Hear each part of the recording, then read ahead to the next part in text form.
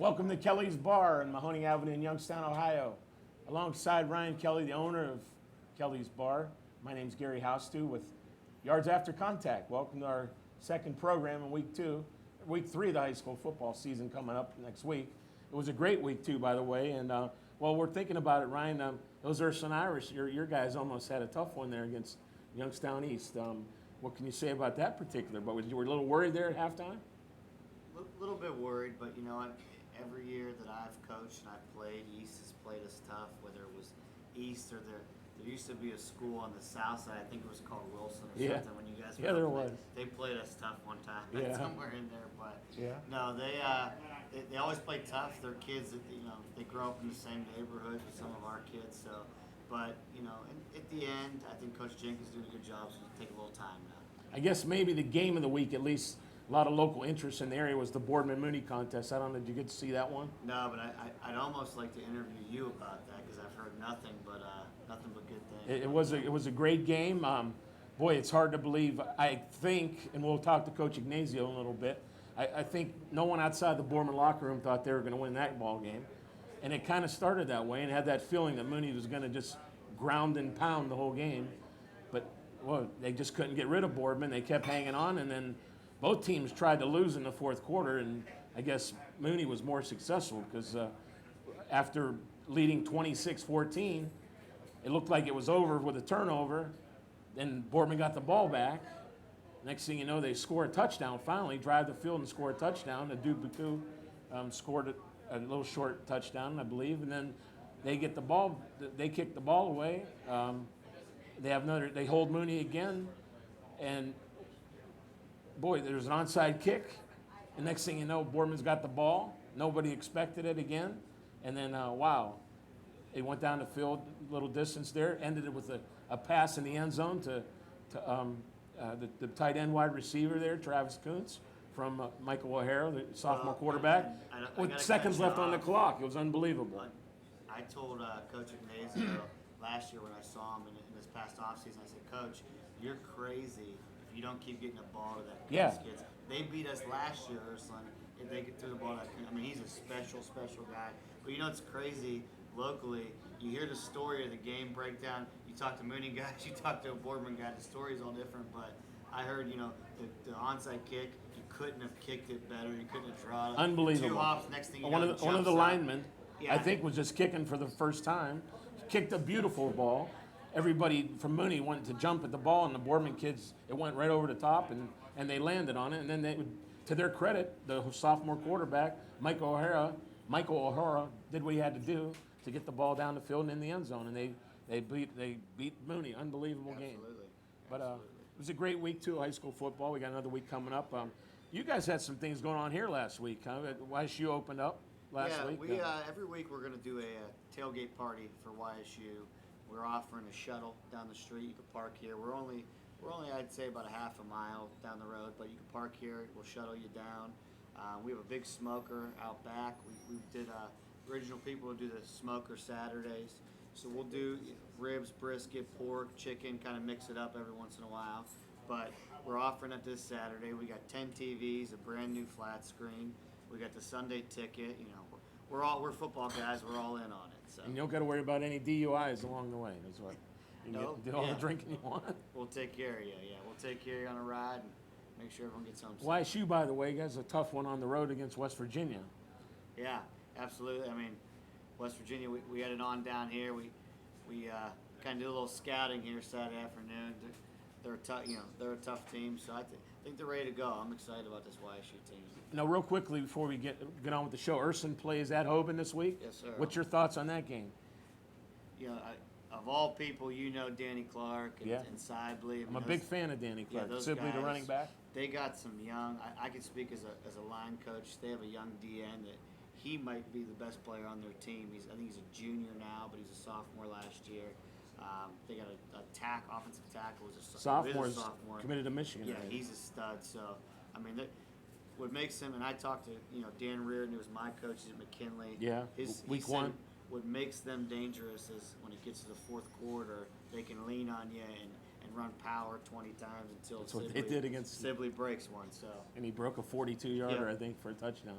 Yep. So they'll have their hands full. I guess they have some injuries as well, Ursuline. yeah, they're a little banged up, but I mean, you're out through the years. You played them last year. You played Benedictine. You played Steubenville. You're used to it, so it's not like they're going to shock you. You know what you're going to get. Great. When we come back, we'll be talking with the head coach of the Springfield local Tigers, Sean Guerrero. He has a couple players with him. We'll talk about what's going on with their game this week and much more when we come back from Kelly's Bar in Youngstown, Ohio. This is Yards After Contact. We'll be back in a minute.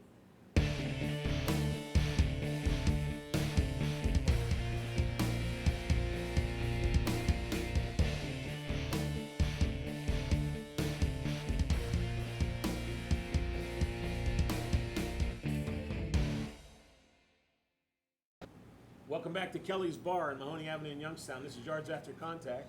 I'm Gary Houston. My next guest here is head coach of Springfield local, Sean Guerrero. Excuse me for saying an old school guy. Sean Guerrero was a Poland guy at one time. Yes, I was. I graduated there from in '97. I went to Poland my junior and senior year. How did you end up getting a job at Springfield? Let's kind of start there. From once I ended up graduating from Youngstown, I taught at Gilmore Academy for the year. I was a strength and conditioning coach there. After that, school was a little bit for a drive for me. Then I got hired at Girard. I coached there for 3 years, and the Springfield job opened up, and I was all in for it. It's a great program, great tradition there. It was just a good opportunity for me, and especially for the start. I got the job when I was 27, so it's been a lot of positive things for myself and for my family to be there. Now, how many seasons you been there now? This will be my 10th season. 10th season. My goodness. Things going well for you? So, yeah, right now, you know what I mean. I think, in the early stages of it, we were trying to reset some blocks, you know what I mean, to end up going there. But right now, I think we got our kids working hard and competing every day, and that's something you always want to build off of. And the past couple seasons have been good for the Tigers. Division 6 school. Yes. What kind of success have you had playoff-wise? Anything you've been involved with? The last year we ended up going was 2014. Okay. We had a good crew coming in. We had Mark Schuler, Ryan Kohler. Those were the kind of main two, of that team. But it kind of takes us a couple groups of classes to be, to be productive. To end up winning, competing in the upper league of the ITCL for us. It's a grind week after week with those kind of kids. We're kind of a smaller school after that group. So seeing those teams and competing against them is definitely a battle for us. Help me out, Sean. What happened to the ITCL, and how does that affect you now? Tell you the truth, I really don't know. I can't explain it because you kind of hear so many different stories. I know with that upper tier, there was some teams that didn't want to play, I guess, Crestview in South Range, and we were kind of pushed into that category, I guess. Some of those Columbiana schools pushed together and ended up joining the tier.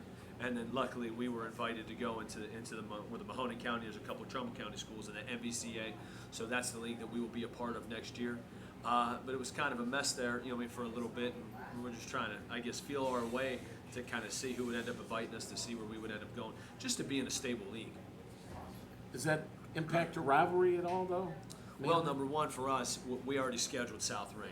Right there, that's a rivalry. Will that be a continuation? We will play them next year, week 1. Because Columbiana and Crestview, I don't think they like each other anymore. No, that's kind of a rough issue because, in the paper, Bob said some comments, and so did Paul. But those guys, I can kind of see where Paul, wants to get into it because they want to be in a league, and they said we'll play them. But then, I guess a couple of the Columbiana schools didn't want to play them in the league, but they wanted to play them, in the off schedule.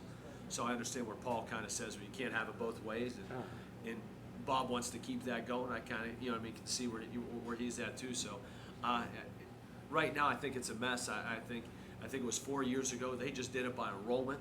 I thought it was one of the best leagues where we had 2 tiers, the upper and the lower. And then they just, if there was an adjustment, they did every 2 years. They did it by enrollment. So I definitely think that was the best way to do it. It's by numbers of your boys. Let's let your kids play and let's compete. And by far, we have not been a school that's been, winning the league every year. But we try to compete for it and you try to strive for it. But with us playing in that upper tier, it's definitely a grind to end up winning. You definitely have to have some things fall into place for you to compete for. Politics aside, South Range, Springfield has to play Columbiana, Crestview. They have to play. It's kind of like, that's just my opinion. I mean, I agree. I definitely, the first thing we end up doing when we end up accepting into that MVCA is, we contacted South Range and we want to end up doing. We want to keep that tradition going. And luckily, we were able to work that out. And again, I think week one, that'll be a great opener for us and the Raiders. I hope you keep that going with him I agree with if you. it works I would out. too. This team this year, 1-1. What do you like about your Tiger program this year? Right now, I really like our seniors. I think we got a great group of seniors that show a lot of great leadership. They lead by example. We don't got a ton of kids that hoot and holler, but they just get to work. Anything you ask them, they're very coachable kids. If you want to get it done, we got to show them, and they end up doing it. So I think our senior group as a whole has kind of learned. They've been a part of the playoffs. They've seen, how to end up, what ways you have to do to end up getting into some victories with the Crestviews and South Ranges. But they've been showing great leadership. We're a little bit banged up right now. We do have a couple kids that have not played yet this season. That are a couple of our better athletes, but we just got to be able to move on, and that definitely ends up turning up some opportunities from other kids, and they've stepped up well. Being 1-1 for how banged up we are, I definitely think it's positive. Against McDonald, we didn't play very well at times.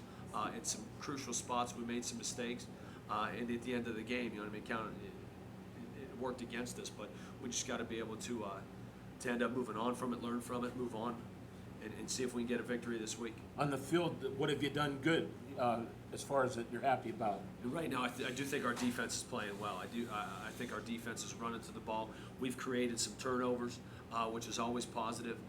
If we can get our guys running the ball, good things are going to happen, and that's what we're doing right now. Offensively, it's kind of been an off and on thing. We've been clicking at times and doing some positive things. We're just not consistent enough to end up, moving the ball, on a regular pace. And again, we had it on the 1 yard line against McDonald's.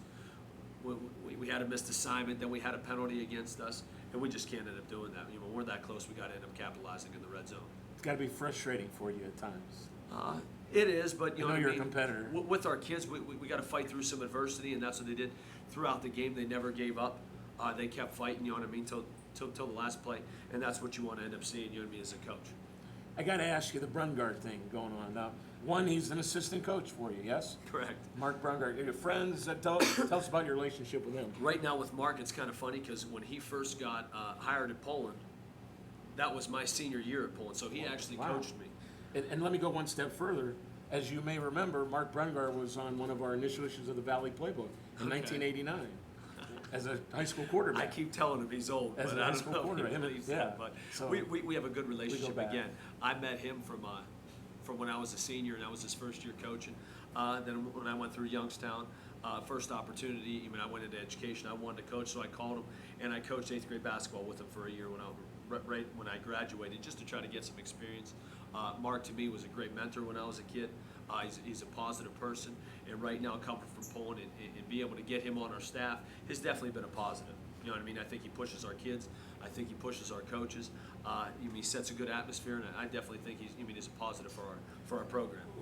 What kind of tangible impact have you seen from him on your staff so far? Just right now, we've kind of simplified some things. I know during the off season between me and him, because I called the offense last year, we tried to combine some stuff that we were doing already that we had set, and to bring in, back the running game, the ground and pound that he had in Poland, and it's worked out well. So far, we've been on the same page. We're working together, and it's been positive. Difficult adjustment at all in any way? Being a head coach and now an I assistant? just think it's kind of funny because I think he's kind of used to it. The first game, he was to the point where he got in front of me. I kind of moved him out of the way, and you just get into your habits of what you end up doing. But you kind of play off each other, and you kind of end up working together. And again, for me not to be able to get him, I was lucky to get Bill Miller was a head coach at Salem. He's on my staff. Okay. I had Mark DeRamo on my staff. Okay. I had Mike Palumbo on my staff. All good head coaches that have kind of made their way through, and some have stayed and some have went. But right now, I think at this day and age, if you can pick up a quality coach, you got to be able to do that because it is going to better your program. It's hard. I think right now it's hard to try to get some younger kids into education and wanting to coach and do the things and put the time because there's not a lot of money into it. Yeah, now, I don't know if that was the reason officially, but I know he's wanted to help coach his son at one point, and even last year he was thinking about it. Was that kind of the thing that kind of made him make the switch now this year, Well, his son on being the quarterback? I know he didn't want to end up coaching, and he didn't want to miss his kids playing, and obviously Okay. his kids wanted to be in Springfield. So at that point, I mean, we had the conversations. There's no reason for him to sit in the stands. Let's get him on the sidelines. Let's get him involved. You know what I mean? And I think it was a pretty easy conversation. And we just, I mean, you try to work out things, and like I said, I think it's going to just take a time for us to be on the same page and for us to create new habits and break some old ones. But it's been a positive, I think, for our whole staff. I think Mark was a 3-year starter in Springfield, was he? Yes, he was. And his son now, what can you say about him? Right now, I mean, he's a good athletic kid. He's smart. He brings a lot to the table. For that, we just got to make sure. I mean, you never want to put too much on a kid that's a sophomore, just to make sure. And that's what any sophomore want to do. You want to try to simplify things. And I think right now, for us, it's the seniors that are around